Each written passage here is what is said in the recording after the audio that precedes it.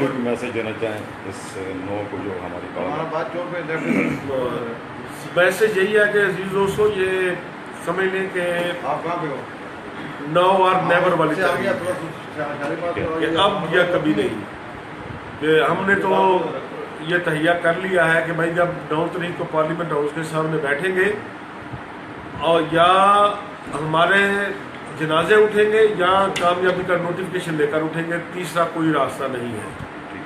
اور بالکل آپ لوگوں نے شکاگو کی تحریک تو سنی ہوگی، یہ 9 اپریل کو جو پی ایف جے کی اور ایپریل کی تحریک ہے، یہ آپ کو اس کا تسلسل نظر آئے گی انشاءاللہ تعالیٰ۔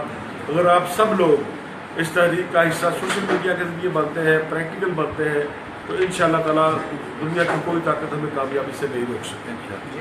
بٹ صاحب یہ بھی جو ہر کوئی ساتھی کو مرڈر کر دیتا ہے، مار دیتا ہے، اس کے لیے آپ کیا کر رہے ہیں؟ اسی میں قانون ہوگا جو بھی ہم کرنے جا رہے ہیں؟ نہیں، یہ تو ہم نے بیسیکلی یہ ہے صرف معاشی حقوق کے حوالے سے، کیونکہ معاشی حقوق کے حوالے سے عرصہ دراز ہوا۔ 1970 میں ایک بڑی تحریک چلی تھی پی ایف جے کی، اس کے بعد کوئی اتنی بڑی مؤثر تحریک نہیں چل سکی۔ یہی وجہ ہے کہ معاشی حقوق آہستہ آہستہ جو اخبارات پرنٹ میڈیا میں تھے وہ بھی واپس لے لیں گے، اور الیکٹرانک میڈیا اتنا بڑا میڈیا آ گیا اس میں ان کا خیال ہی نہیں رکھا گیا۔ تو اس لیے ہماری یہ جو تحریک ہے جو 9 اپریل کو شروع ہو رہی ہے، یہ پیورلی میڈیا ورکرز اور جرنلسٹوں کے معاشی حقوق کے حوالے سے۔ جی ملک صاحب، آپ کچھ کہنا چاہیں اس کے بارے میں؟ جی، بٹ صاحب نے جو باتیں کی ہیں ہم اس کو بالکل تکلیف بھی کرتے ہیں اور ہم ان کے ساتھ ہیں۔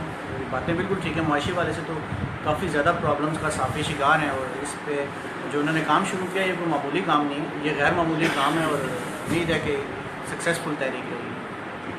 جرنلسٹ فاؤنڈیشن جناب افضل بٹ صاحب کے ساتھ ہے، اور جہاں بھی اور جب بھی ہمیں آواز دیں گے، ہم نہ دن دیکھیں گے نہ رات دیں گے انشاءاللہ۔ پورے ملک میں ہماری جتنی باڈیز ہیں وہ سب کو ہم ایکٹیو کریں گے، اور آج سے ہم نے یہ انشاءاللہ اس تحریک میں جب تک یہ کہیں گے نہیں اٹھیں یہاں سے پارلیمنٹ کے سامنے سے، ہم وہاں سے نہیں اٹھیں گے، ان کے ساتھ ہیں انشاءاللہ، اور مطالبات کی منظوری تک ہم پارلیمنٹ سے نہیں اٹھیں گے انشاءاللہ۔